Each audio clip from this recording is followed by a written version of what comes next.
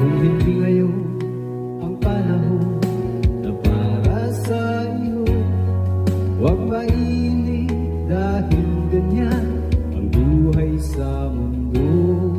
Huwag mawawalan ng pag-asa, darating din ang ligaya. Ang isipin mo may bukas pa na mayroong saya.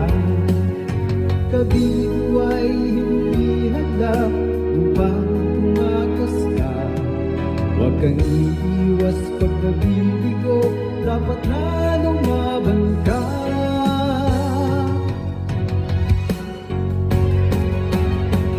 Ang kailangan mo'y tibay ng loob kung mayroong pagsubok man. Ang liwanag ay